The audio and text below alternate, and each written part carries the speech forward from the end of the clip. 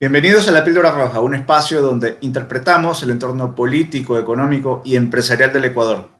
Yo soy Gustavo Isurieta y hoy conversaremos sobre la seguridad social ecuatoriana. Para ello nos acompañan en el panel dos invitados de altísimo nivel. Está de vuelta con nosotros Gabriela Calderón de Burgos del Cato Institute. Gaby, por favor, un saludo. Mucho gusto. Muchas gracias por esta invitación. Pensé que ibas a presentar a Alberto, perdón, disculpa. Gaby, es un placer tenerte. Gracias por estar de vuelta con nosotros. Muchas gracias a ustedes por esta invitación. Y se estrena hoy con nosotros Alberto Acosta Burneo de Análisis Semanal. Muchísimas gracias, es un gusto estar con ustedes. Bienvenido, Alberto. Gracias por acompañarnos. Enseguida comenzamos a discutir, pero antes revisamos el punto de mira. Según la Constitución, los ecuatorianos tienen un derecho irrenunciable a la seguridad social y a su vez esta es una responsabilidad fundamental del Estado. A pesar de que el objetivo del IES debe ser la atención y el cuidado de sus afiliados, la realidad es que diversos vaivenes políticos la han sometido a sus más oscuros intereses y la han impulsado a un inminente colapso. Hoy, en La Píldora Roja, analizamos la problemática de los aportes para la jubilación que realizan los ecuatorianos al monopolio estatal de la seguridad social. Bien, amigos, comenzamos con las preguntas para ustedes. Todos los ciudadanos aspiran a disfrutar de una jubilación digna después de varias décadas de una carrera profesional dura y esforzada. Teniendo esto en mente, se realizan aportes mensuales de una parte del salario a la seguridad social. Sin embargo, diversos expertos sostienen que en los sistemas de reparto, como el ecuatoriano, este objetivo puede verse frustrado y nunca convertirse en una realidad. Desde su perspectiva, ¿cuáles son las razones por las cuales los trabajadores ecuatorianos podrían estar siendo estafados con sus jubilaciones? No sé si comienzo yo. Adelante, Gaby. Sí, bueno, yo creo que hay algo fundamental para quienes nos escuchan. No sé en qué etapa de la vida laboral están o siquiera si todavía no ingresan al mercado laboral, pero esto tiene que ver con una ética de trabajo, una ética de cómo uno se quiere conducir en la vida y digamos, si el sistema es un sistema que rompe el nexo entre el trabajo y la recompensa, pues yo creo que va a tender a ir mal. Y entre un sistema que establezca una estrecha conexión entre el trabajo, el ahorro y la recompensa posterior, digamos, yo creo que va a propender hacia una mayor sustentabilidad. No solo eso, sino que el trabajo dignifica y también la riqueza que uno se puede conseguir con su propio esfuerzo y su trabajo es algo que dignifica a las personas. Por supuesto, esto está muy lejano de la visión paternalista que inspira a los sistemas de reparto, ¿no? Porque los sistemas de reparto parten de la visión de que yo te protejo, yo te cuido, porque si no lo hago yo, el Estado, pues probablemente tú no serás lo suficientemente provisorio para hacerlo por ti mismo. Por eso viene la frase de Lenin, de su programa, que era un programa emblemático de su administración, desde la cuna me parece que se llamaba. Y esa frase me recuerda a lo que decía Otto von Bismarck en Alemania. Su lema era desde la cuna hasta la tumba. O sea, el Estado, según Bismarck, era una organización que tenía la responsabilidad de cuidar a todos los ciudadanos desde que nacen hasta que mueren.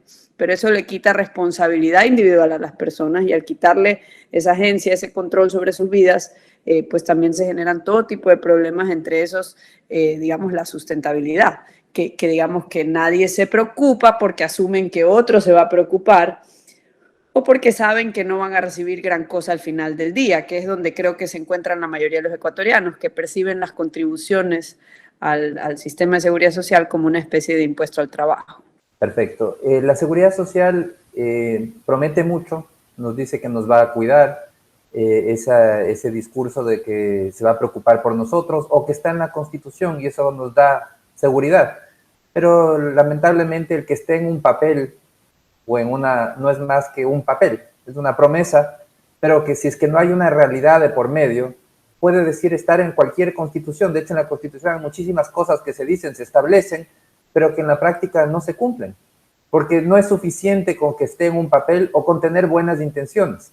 La realidad es que la seguridad social tiene unos incentivos perversos que le llevan permanentemente hacia una situación de insostenibilidad. Y entonces es lo que tenemos en este momento. Si hablamos del fondo de pensiones, tenemos una seguridad social insostenible porque ofrece beneficios que superan ampliamente lo que se recauda por aportes. Eso la hace insostenible. Entonces, en este momento, la seguridad social se está desangrando. Se sigue consumiendo los fondos de ahorro y eso va a llegar a un fin. Como podemos imaginar, nadie puede vivir consumiéndose sus ahorros permanentemente. Llega un momento en que los ahorros se acaban. Y eso es lo que va a suceder en la seguridad social si no tomamos ninguna medida.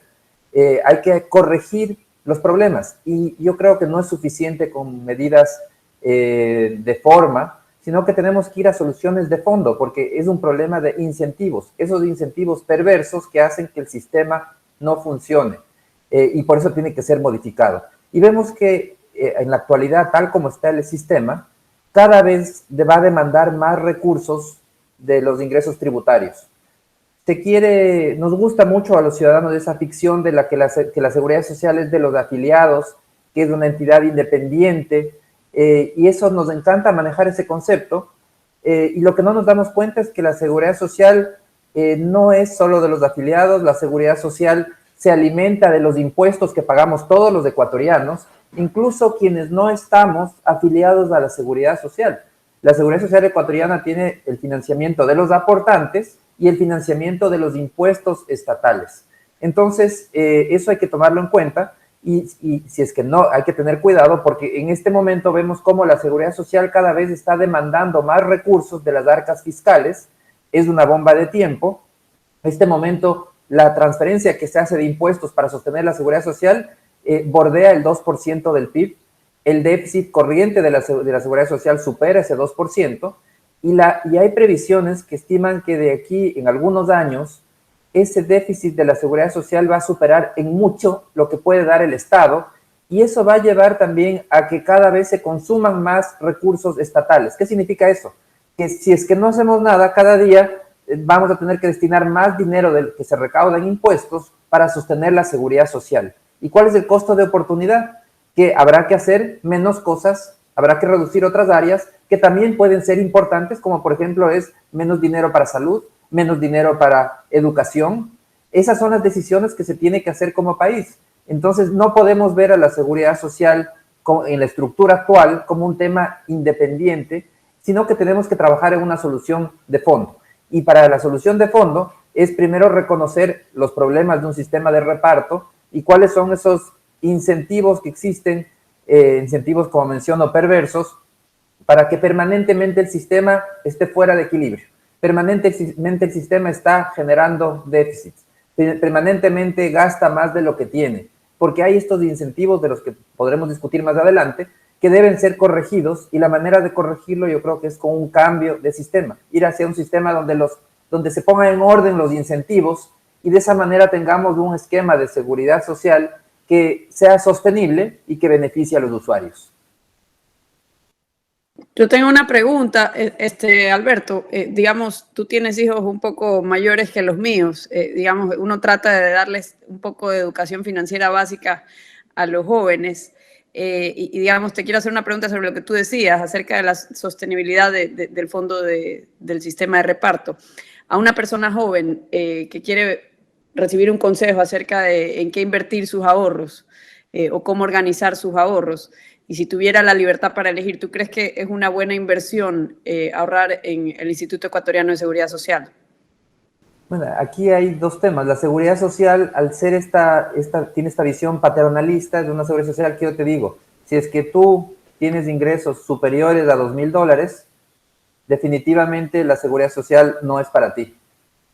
Los independientes que ganan a partir de un cierto monto, meten plata en la seguridad social, cuando se jubilen van a recibir mucho menos de lo que metieron, porque así funciona la seguridad social. En cambio, el que gane poco, digamos, una persona con salario básico, va a recibir como jubilación mucho más de lo que pagó. Y eso es parte del problema, está por tratar de hacer esta transferencia, al final del día es un impuesto para los unos y un subsidio para los otros, es parte de lo que causa un problema en la seguridad social. Entonces, claro, aquí hay el otro desafío. Dices, bueno, el que gana el salario básico va a recibir una jubilación más que lo que aporta, pero también eso está en tela de duda porque hay el riesgo de que, ¿y si el Estado tiene plata cuando yo me vaya a jubilar? Porque puede ser que ya no haya recursos de la seguridad social, se haya consumido los fondos. Entonces siempre... Pero hay otro riesgo, ¿no? O sea, el riesgo de que te quedes sin trabajo y tú después no puedes cobrar por lo que cotizaste durante el tiempo que estuviste trabajando para ese empleador. Exactamente. Entonces es un sistema que, tal como está estructurado en este momento, no incentiva a ahorrar más. Es un sistema en donde uno aporta con el mínimo indispensable, pero en otro tipo de sistemas uno podría decir, ¿sabes qué? Si yo tengo control sobre mis ahorros, este mes gané una comisión extra, tengo esto de aquí, no quiero aportar lo que aporto siempre, sino quiero aportar el doble, el triple, porque es una manera de ahorrar pensando en mi jubilación. Ese incentivo no existe. De hecho, existe el incentivo de no afiliarse para quienes tienen ingresos más altos, porque el dinero que meten a la seguridad social es un dinero que no lo van a recibir de regreso. Entonces es un impuesto de la seguridad social para la población que tiene más ingresos. Entonces esos son temas, parte de los temas de fondo que hay que corregir, sumado a otros temas. O sea, hablando de desincentivos, está el envejecimiento poblacional. Eso es un tema que también hay que tomar en cuenta. Este sistema es insostenible, considerando que cada vez hay más jubilados y va a haber más jubilados por cada aportante. En la actualidad se necesitan 8 cotizantes para financiar un jubilado, pero solamente hay 5 cotizantes para cada jubilado. Eso es en la actualidad. Y en el futuro, la situación será mucho más grave, porque habrá apenas 3 cotizantes por cada jubilado. Entonces, los problemas de la seguridad social no van para mejor. Realmente son problemas explosivos que requieren soluciones de fondo, porque tal como está estructurado, no es sostenible la seguridad social. Sabes que mientras te escucho, Alberto, yo estoy pensando en varios escenarios. Primero, en aquellos que pueden declarar que ganan el sueldo mínimo, pero que en realidad no ganan el sueldo mínimo, sino que lo cobran a través de facturas por servicios o que lo cobran en negro y declaran solamente que ganan el mínimo o un poquito más del mínimo. Y estoy pensando también en aquellos padres de familia, digamos que hoy tendrán alrededor de 40 años, tal vez 1 o 2 hijos, y que viven de su sueldo, que viven de su trabajo, y digamos que no ganen más de $1,000, $1,500 al mes. ¿Qué va a pasar con ellos cuando después de 2 décadas lleguen a sus 60, 65 y se encuentren con la trampa? ¿Qué va a pasar con ellos? ¿Qué escenario podríamos analizar o interpretar desde ahora? Sí, vemos que el problema es muy claro, porque uno no tiene seguridad de qué va a recibir de aquí cuando uno tenga que jubilarse. Uno sigue metiendo dinero con la esperanza de que me van a financiar la jubilación, pero realmente hay que estar muy claro, este es un sistema que funciona, es de una transferencia de recursos entre generaciones. La generación actual paga la jubilación de quienes se jubilaron, que están jubilados en este momento. Y la promesa es de esperar que la generación futura pague nuestra jubilación cuando nosotros nos toque jubilarnos.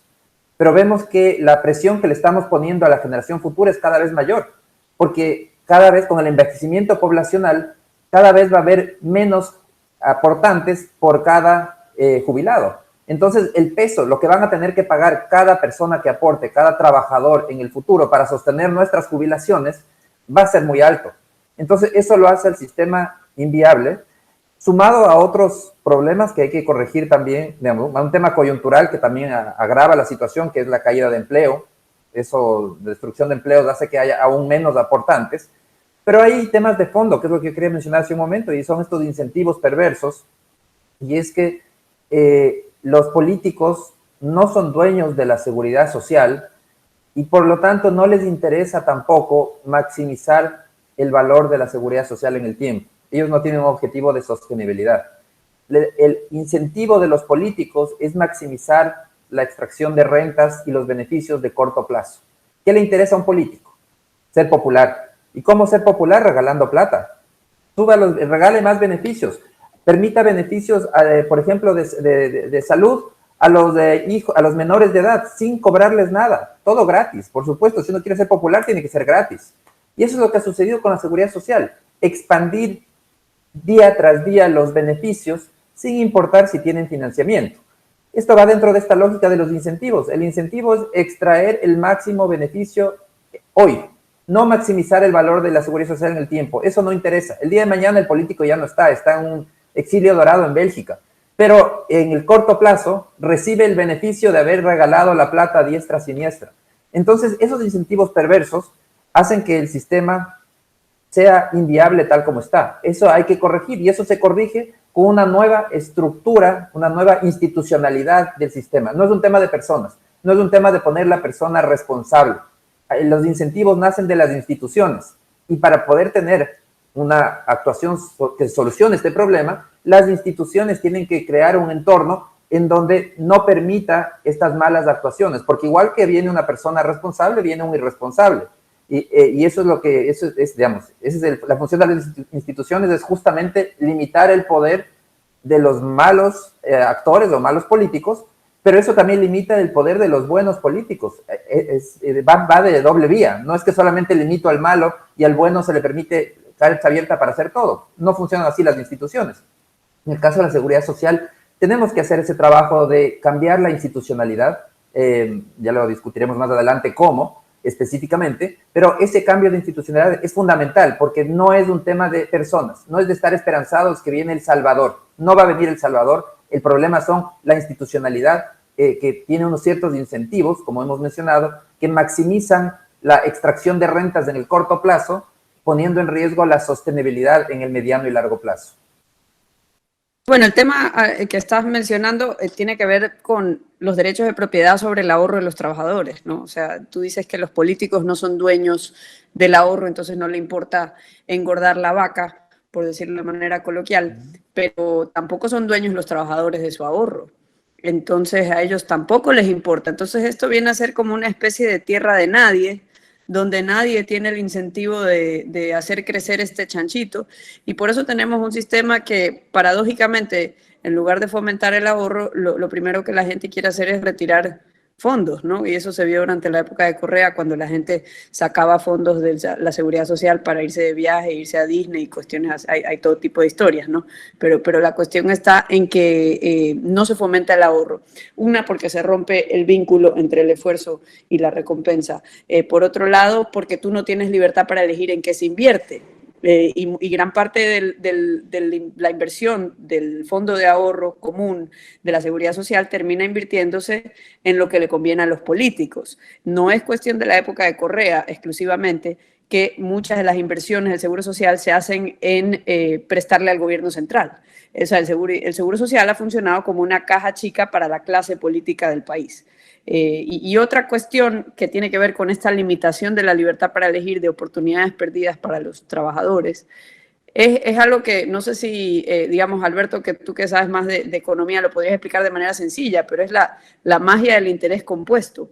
¿Cómo puede crecer un ahorro si tú lo vas invirtiendo poco a poco y tienes libertad para elegir, digamos, chicas, ¿por qué no la bolsa de valores en Estados Unidos, ¿no? Que no tenga límites y en otras partes del mundo, tu ahorro? O sea, ¿por qué cerrarle esas oportunidades a los trabajadores ecuatorianos y cuál es el potencial que tendrían con su ahorro si se les permitiera, digamos, acceder a ese tipo de esquema?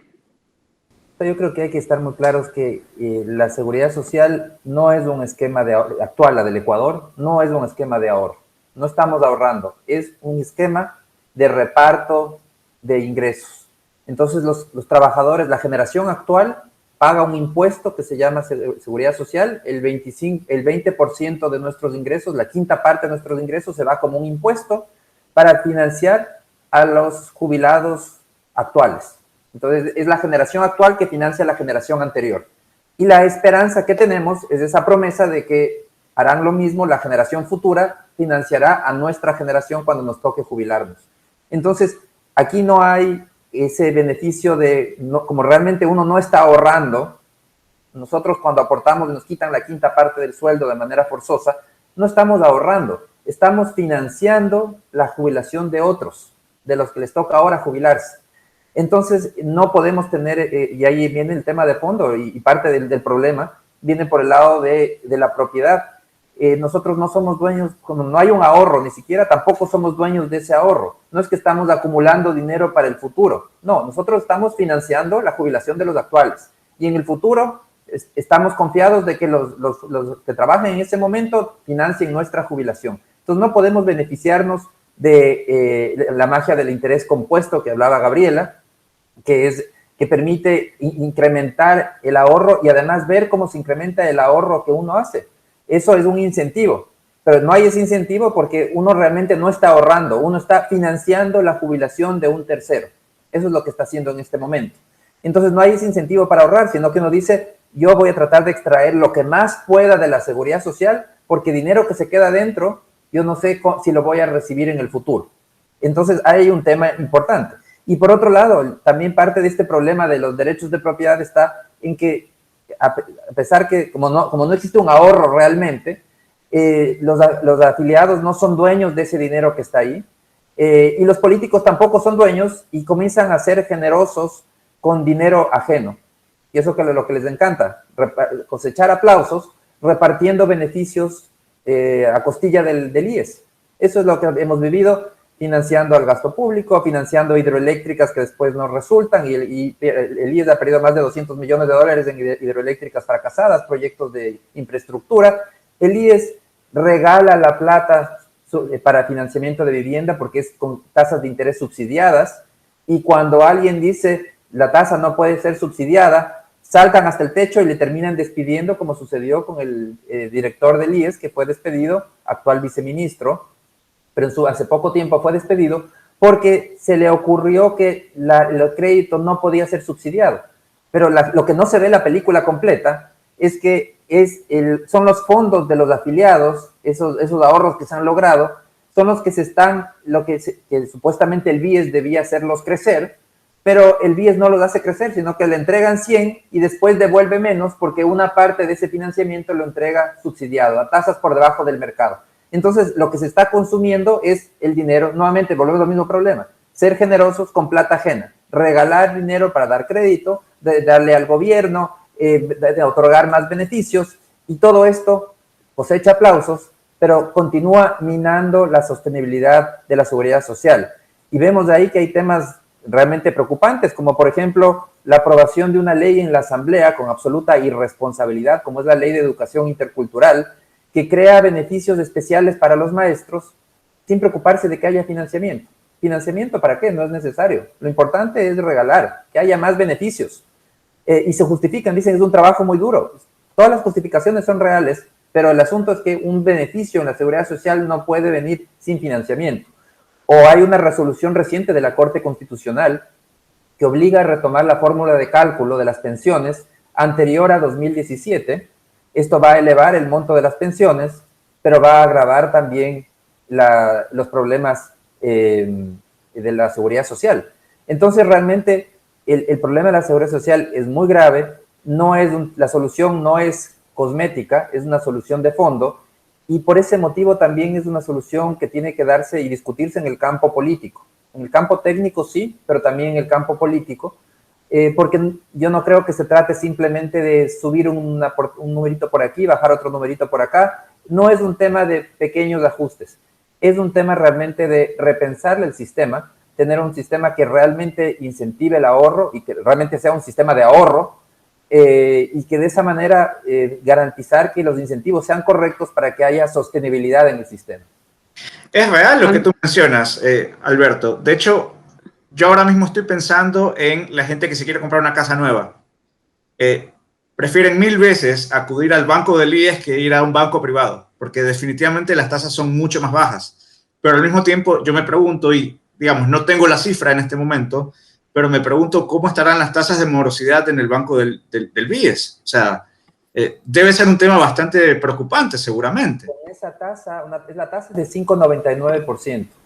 Con esa tasa no cubren ni el costo del fondeo, y podemos decir, bueno, no hay costo porque es un impuesto, se financian de un impuesto a los sueldos de las personas.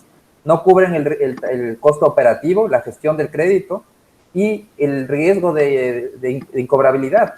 La morosidad en la banca pública está muy elevada, la cifra exacta yo no la tengo en este momento, pero es un monto importante, muy superior a la tasa. Entonces, realmente lo que está haciendo el BIES en este momento es dilapidando los recursos, los ahorros que se le confiaron, lo que debía invertir y no solamente devolverlo en la misma magnitud, sino con creces. En la práctica nos va a devolver al IES una cantidad menor de recursos porque está prestando a una tasa que no cubre el riesgo, no cubre el costo operativo ni el costo de fondeo. Bueno, y eso vuelve al tema de que la gente lo ve como tierra de nadie. Todo el mundo trata de extraer lo más que puede del sistema y por eso, digamos, quizás la gente intuye que eso no es bueno para el fondo de ahorro a largo plazo y ahorita prefiere beneficiarse de un crédito barato para su casa.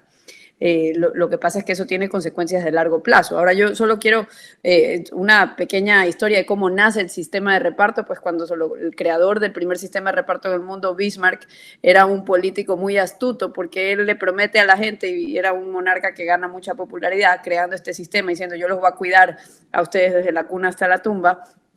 Lo que sucede es que él puso la edad de jubilación como 20 años por arriba de la expectativa de vida promedio. Entonces era un esquema fiscalista recaudatorio para la monarquía, del cual nunca se esperaba que la gente viva lo suficiente como para poder cobrar y derivar su jubilación. Así nace el sistema. Era una estratagema política muy astuta, totalmente inmoral a mi manera de ver, porque digamos es una violación del contrato social. Esa gente se le prometió algo que ellos sabían que no iban a recibir en la mayoría de los casos, y sigue siendo así. En esencia sigue siendo una violación del contrato social porque tú comprometes los derechos de propiedad sobre los ahorros de los trabajadores del futuro, de nuestros hijos y nuestros nietos. Digamos, eso no ha cambiado, esa naturaleza del sistema. Definitivamente vemos cómo es necesario corregir urgente el sistema porque es insostenible, porque no incentiva el ahorro y al final del día es un impuesto costoso a nuestros salarios. La quinta parte del salario tenemos que entregar a algo que no funciona como debería. Pero realmente es una carga, es un impuesto, un tributo del que no recibimos el beneficio que deberíamos recibir. Entonces, amigos, hacia allá quiero avanzar. Quiero avanzar con la siguiente pregunta. Se estima que el IES retiene una quinta parte del salario de los trabajadores ecuatorianos. En ese sentido, diversos sectores políticos sostienen que esta entidad apela al bien común y que sus fondos pertenecen a sus afiliados. Sin embargo, la realidad ha demostrado que se trata de un jugoso botín político que ha sido repartido y manoseado por diversas fuerzas políticas. Ante este lamentable escenario, ¿cuál debería ser el modelo de seguridad social al que habría que avanzar en Ecuador? Seguimos conversando. Gabriela. Bueno, nosotros en el Foro de Libertad y Prosperidad, auspiciado por el IEP, entre las 5 propuestas que promovemos, que básicamente son 5 grandes ideas, por así llamarlo, una de esas es reformar el sistema de seguridad social para que este sea, digamos, restablezca el vínculo entre el esfuerzo y la recompensa y que los trabajadores ecuatorianos sean propietarios de sus ahorros y tengan libertad para elegir en qué se invierte.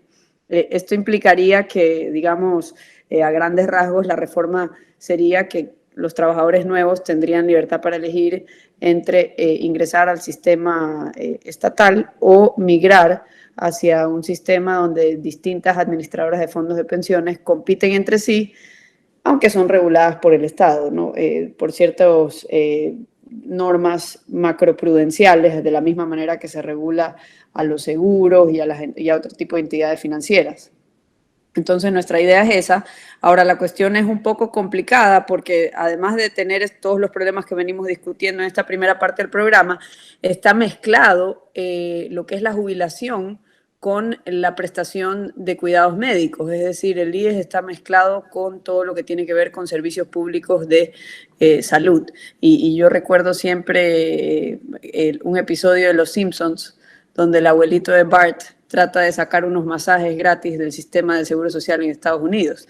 Hay una tendencia, un incentivo a un consumo excesivo por parte de algunos de los servicios de salud, por esta misma propensidad a que todo el mundo trata de extraerle lo mayor posible a la seguridad social, y nosotros lo estamos viviendo ya de manera dramática, porque varios años, yo no sé cómo esté la situación actualmente, pero durante 2016, 2017 hubo por lo menos un par de años consecutivos en que se retiró plata del fondo de ahorro para cubrir lo que se había gastado en la porción del sistema de salud del Seguro Social.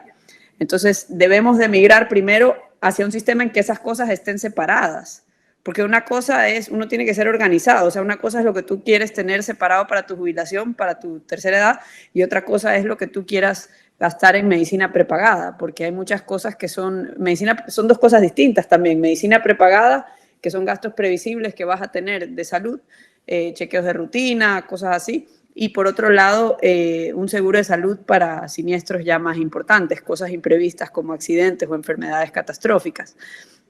Todo eso hay que irlo organizando primero, como que yo creo que hay que separarlo, y nuestra idea sería también de que la gente tenga más control sobre su vida, que tome más control sobre el manejo de sus ahorros y sobre también el tipo de servicios de salud que quieren. Y parte de asumir el control y esa libertad para elegir es asumir la responsabilidad también. Por ejemplo, en el tema del sistema de pensiones, pues sería que la gente pueda aportar su ahorro hacia una de estas empresas que competirían entre sí. Las empresas serían reguladas por un organismo especializado en ese tipo de regulación, puede ser la Superintendencia de Bancos, digamos, esos detalles tendrían que definirse, pero lo importante es el principio, ¿no? Que la gente sea responsable de su ahorro, que tenga el incentivo de hacer crecer su ahorro, que tenga la libertad para elegir en qué se invierte.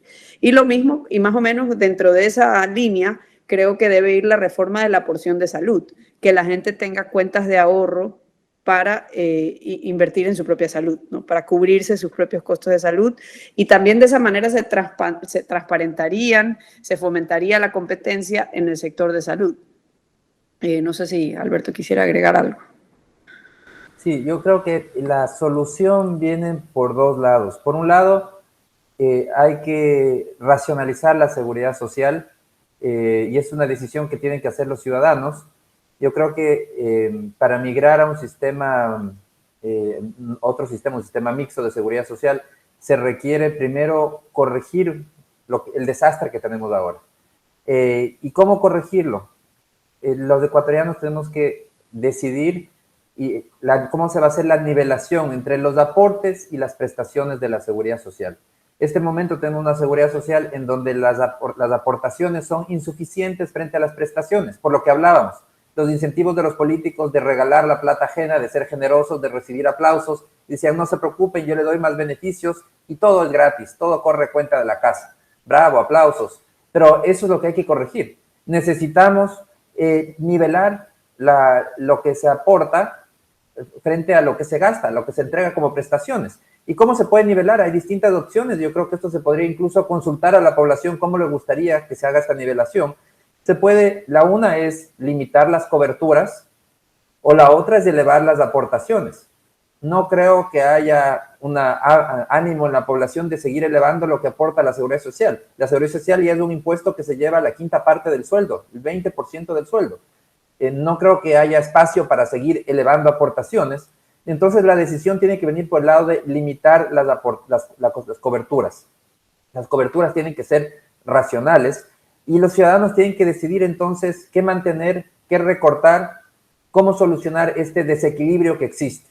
Eso es un tema fundamental, porque si el punto de partida es este sistema insostenible que tenemos en la actualidad, cualquier iniciativa de que ingresen otros fondos privados van a entrar a un mundo, a compararse con un mundo insostenible, con un mundo que no existe, un mundo que pierde plata, y decir, pero es que miren, el IES me da mucho más beneficio.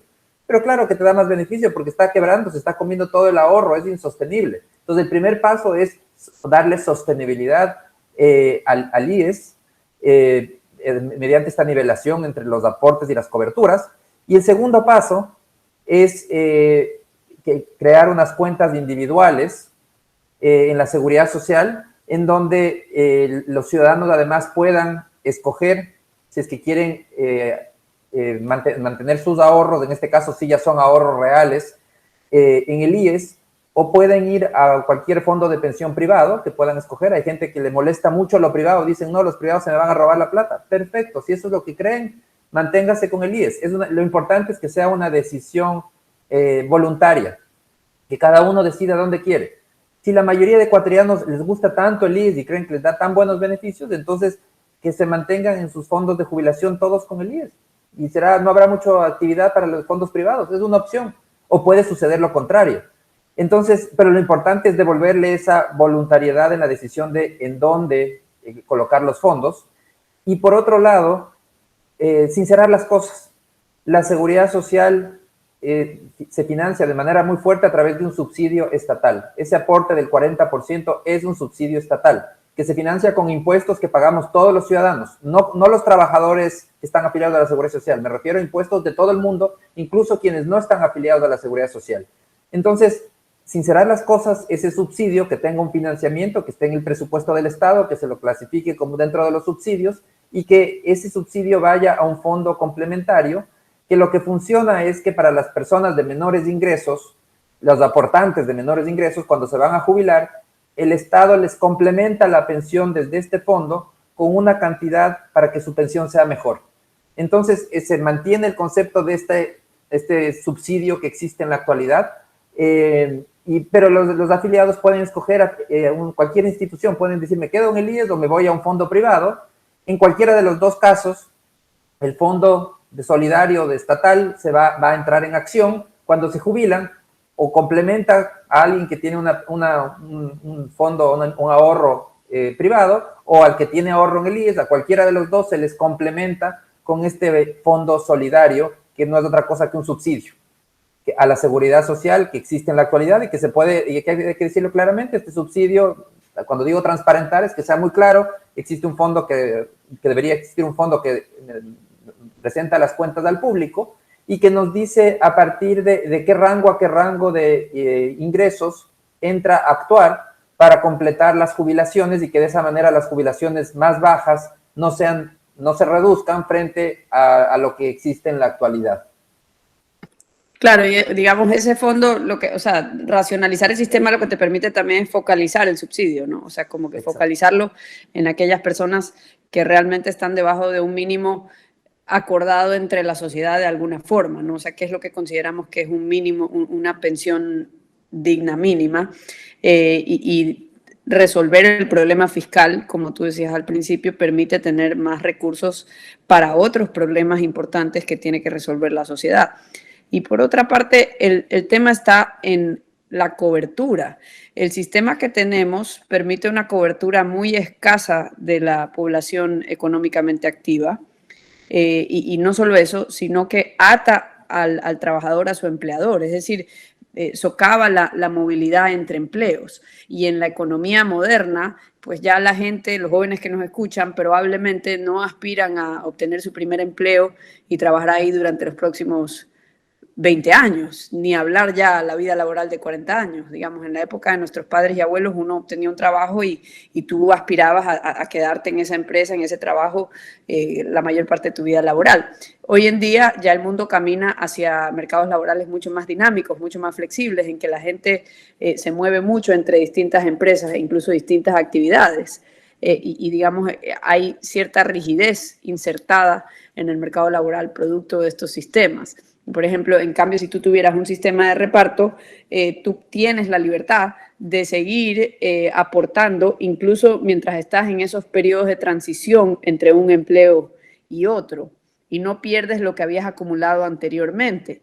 Lo que pasa aquí en el Ecuador es que muchas personas que pierden su empleo, digamos que a la mitad de su vida laboral, alrededor de los 50 años por ahí o 45 años, y se les dificulta precisamente por su edad conseguir un empleo nuevo, y luego no logran, cuando llegan a la edad de jubilación, no logran retirar sus fondos a pesar de que habrán aportado por 20 años.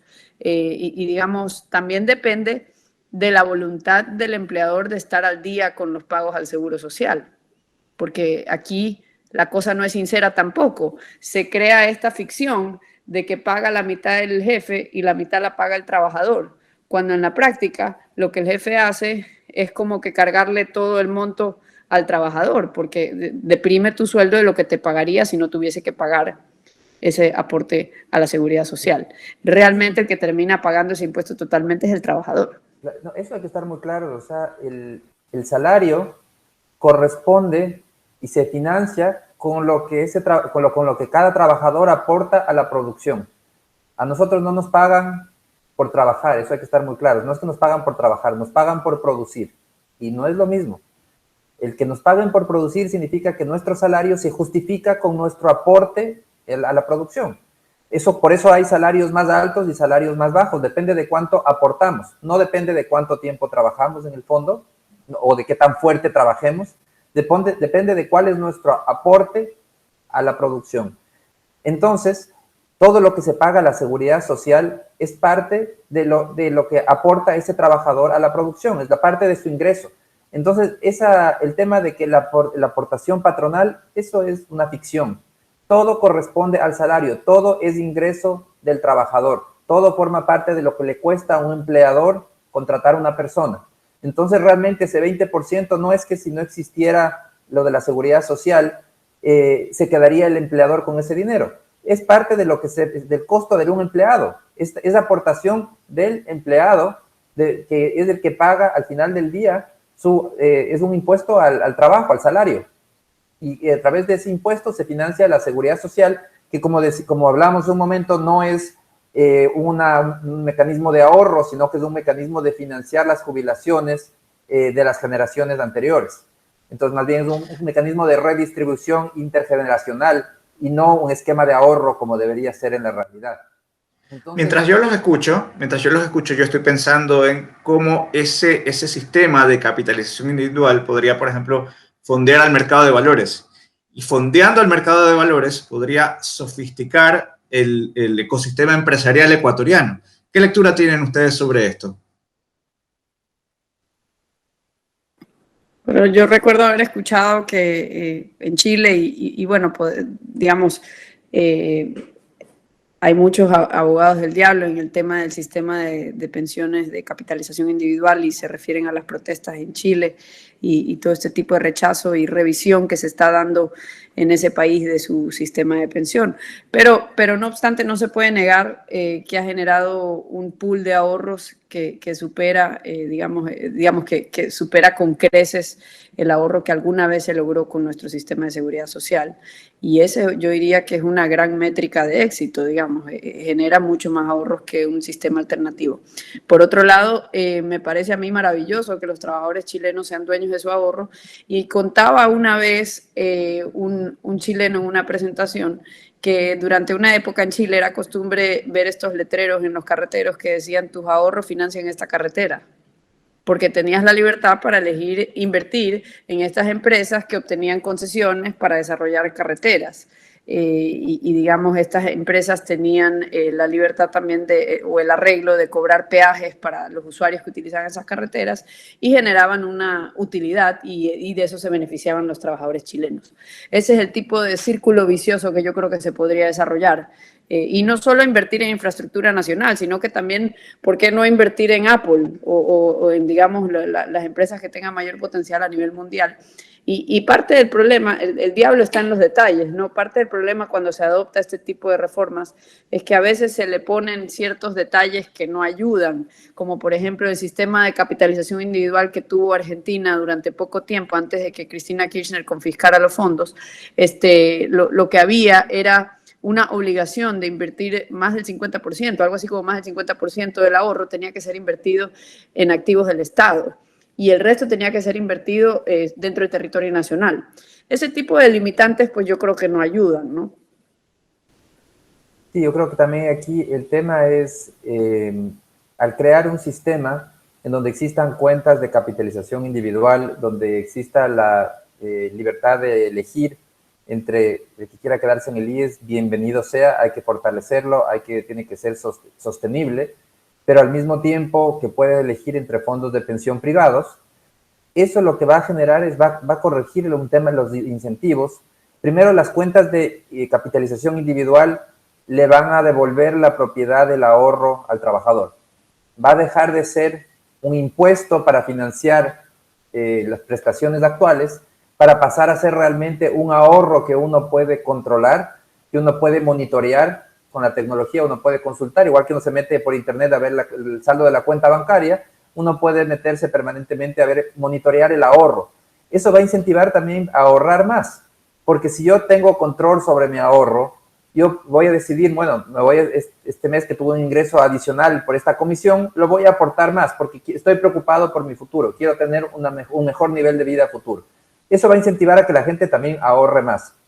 Y por otro lado, el permitir que la voluntariedad o la libertad de escoger con qué entidad afiliarse, o con el IES, o con un fondo privado, lo que va a permitir es corregir los incentivos y hacer que al final del día el IES tenga que esforzarse, igual que los privados, por captar y por retener clientes. Entonces, en otras palabras, lo que va a servir es para internalizar los beneficios de una buena administración y también los costos de una mala administración. Entonces, si es que el IES no quiere mejorar, quiere seguir tomando decisiones equivocadas, invierte los recursos de manera aleatoria sin preocuparse qué es lo que piensa el público, pierde dinero de los afiliados dirán, no, con el IES me trata mal, se come mis ahorros, no me voy a meter con él, me voy mejor con un privado. O si sucede lo inverso, va a un privado y le da un mal servicio, lo que sea, dirán, no, me voy al IES, el IES me está dando mejor servicio. Entonces, ese beneficio lo que permite es que la relación sea voluntaria. Si bien la jubilación en sí sigue siendo obligatoria, pero no, lo que no es obligatorio es con quién. Yo puedo escoger con quién me puedo afiliar y de esa manera les pongo el incentivo a decir, ustedes me van a tener que convencer, porque si la relación es voluntaria, solo funciona si ustedes me enamoran, si es que me dicen, miren, me está tratando tan lindo que con usted quiero estar. No, ya no es a la fuerza y no es como es en la actualidad. No importa que te trate a patadas, igual tienes que estar con él porque la ley lo dice, es obligatorio y no tienes otra opción. Como diría la gente joven, dejaría de ser un matrimonio tóxico y se convertiría en un matrimonio virtuoso. Algo así. Bueno, no sé si llegue a tanto, pero sí, por ahí va. Se eliminaría un monopolio, ¿no? Se habla siempre en contra de los monopolios, pero parece que solo les molesta los monopolios que se dan por elección popular, no les molestan los monopolios que son impuestos y creados por los políticos, ¿no? Porque, digamos, el IES lo que es un monopolio creado por ley. Si la gente tuviese la libertad para elegir ser afiliado al IES o invertir, digamos, por cuenta propia a través de una empresa de su elección, yo creo que sería un panorama muy distinto. Incluso el IES mejoraría, ¿no? Totalmente. Yo creo que ahí estaría el incentivo, porque por eso decía, es un tema de instituciones, no es un tema de personas.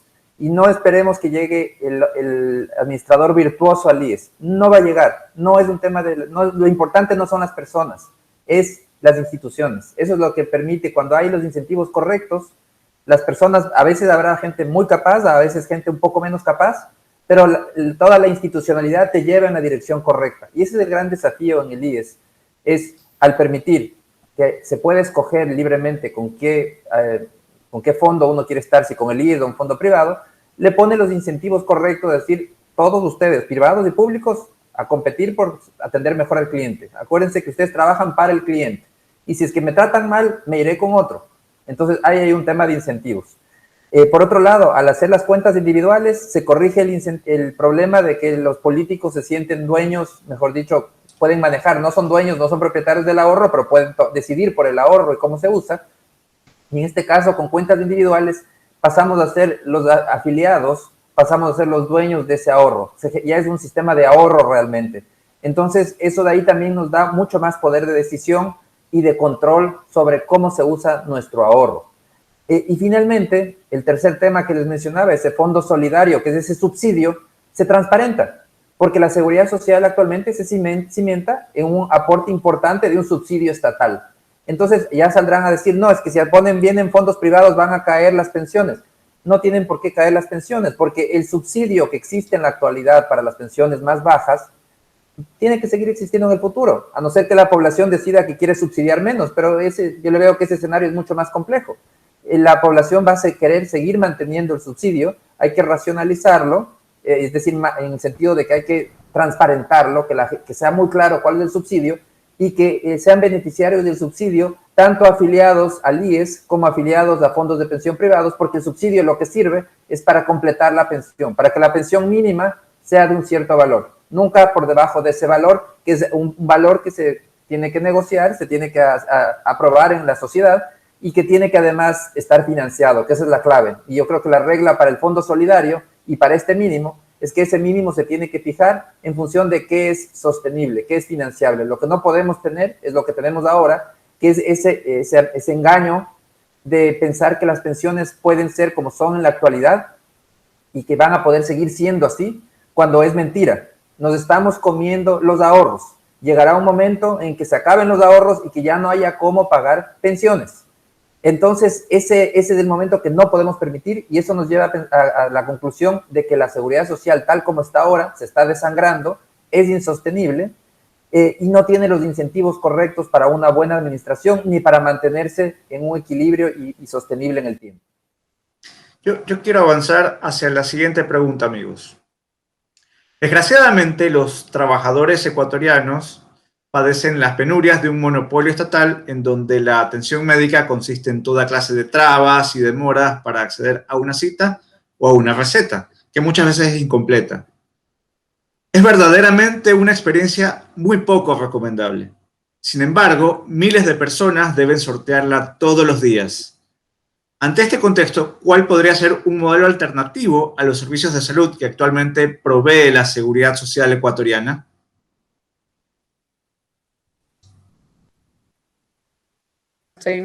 A mí me gusta el modelo de Singapur y recién lo vengo a descubrir de cierta forma durante la pandemia.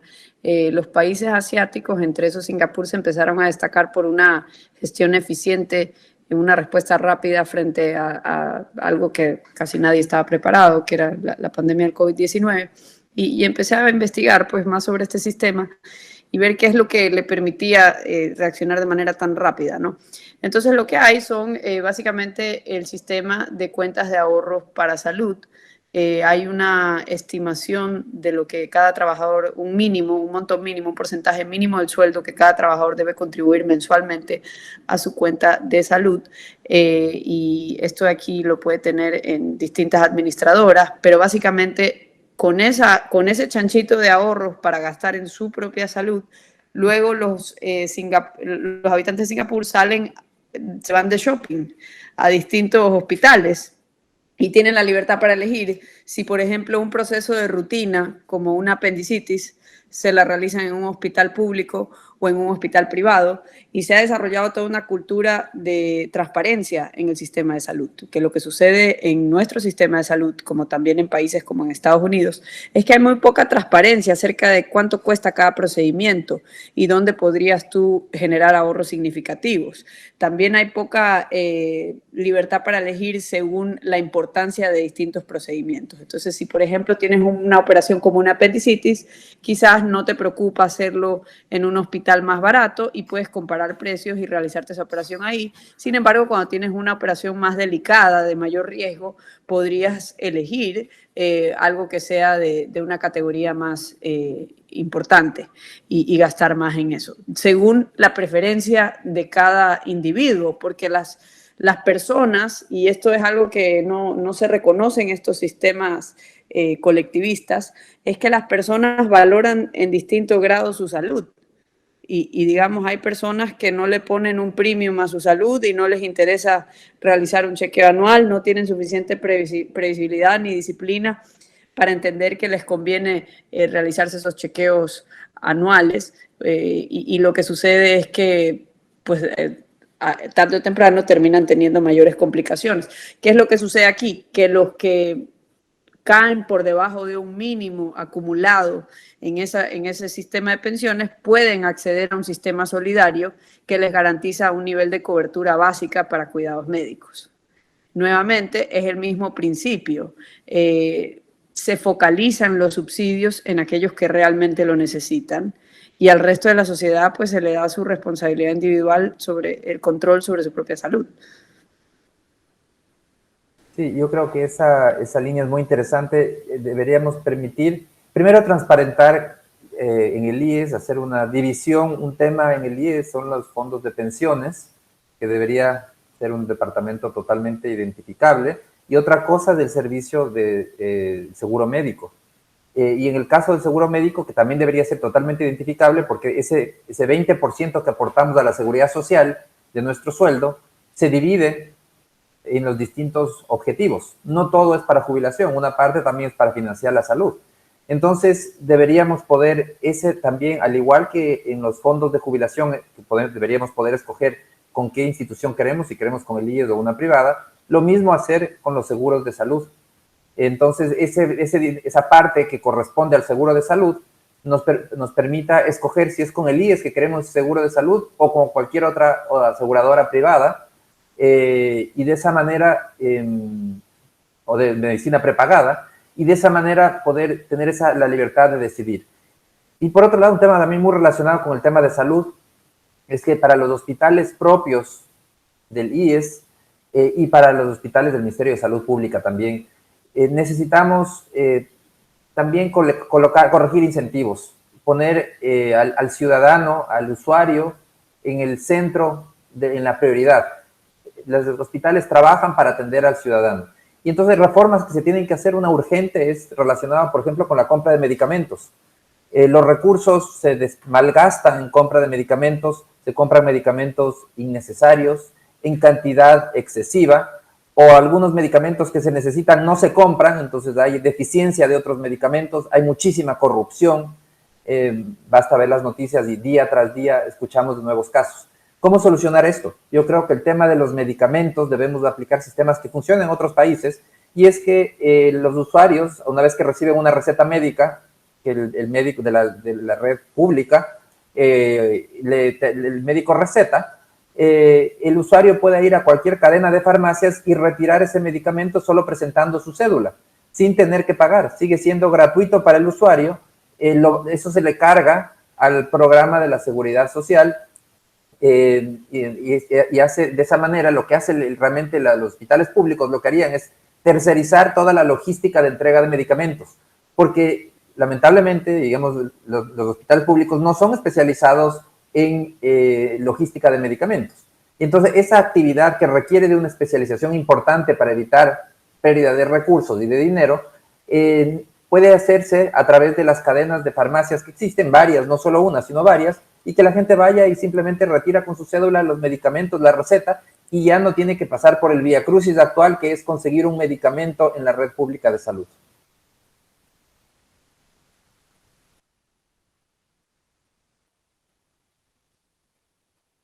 Gaby, creo que querías comentar algo, tal vez. No, o sea, es poner en ambos casos se trata de poner al trabajador en el asiento de conductor, ¿no? O sea, que el trabajador sea el jefe, el dueño, el que manda y digamos, el que tiene la soberanía sobre sus ahorros para decidir cómo los quiere gastar y también que pueda elegir cuánto de sus ahorros quisiera invertir en su salud. Y yo creo que todo eso derivaría en un sistema más racional, en menos desperdicio, también, ¿por qué no decirlo?, en mucha menos corrupción, porque habría mucha más vigilancia por parte de los usuarios.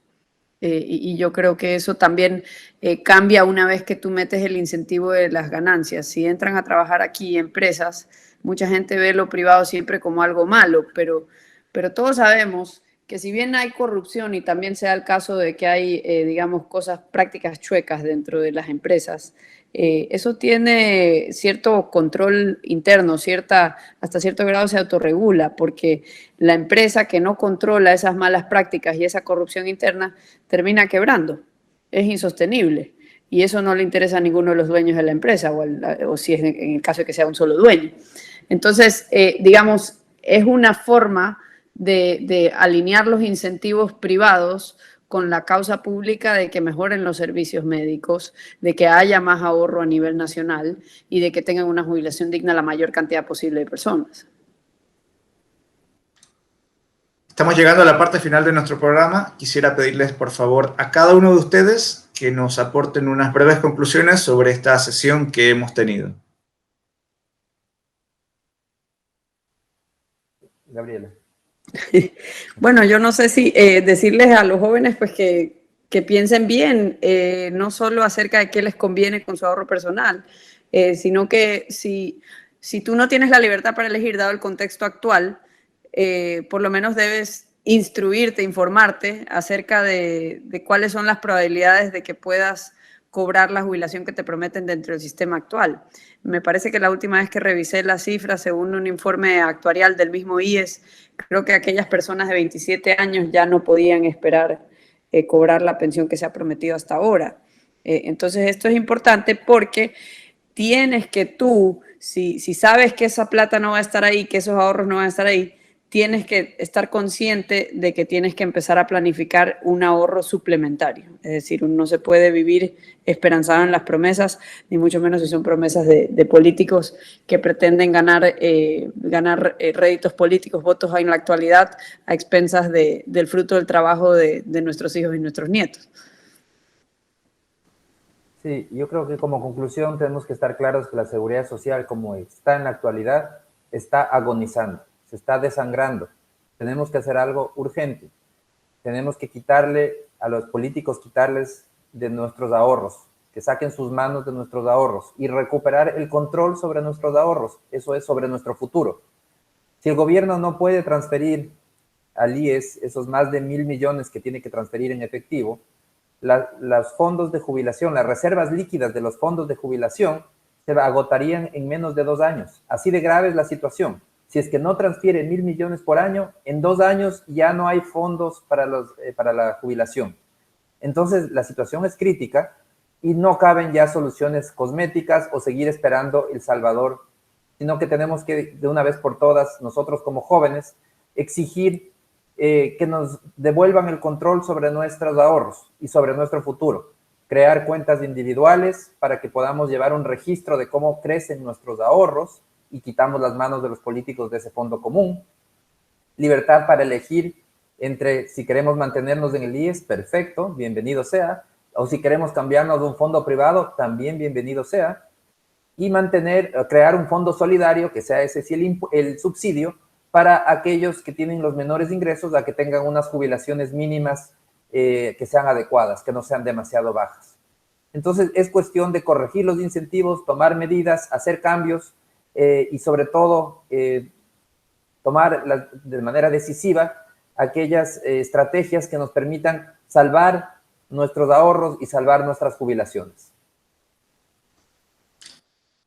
Por todo lo expuesto, podemos concluir que lamentablemente los trabajadores ecuatorianos no son los verdaderos dueños de sus ahorros para la jubilación y no poseen la libertad para elegir su administración, ni mucho menos la capacidad de exigir una auténtica rendición de cuentas sobre sus manejos.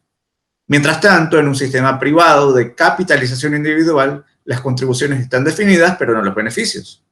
En este modelo, el trabajador tiene libertad para elegir entre distintas empresas aseguradoras que compiten por captar sus ahorros, debiendo conciliar entre riesgo y rentabilidad de lo invertido.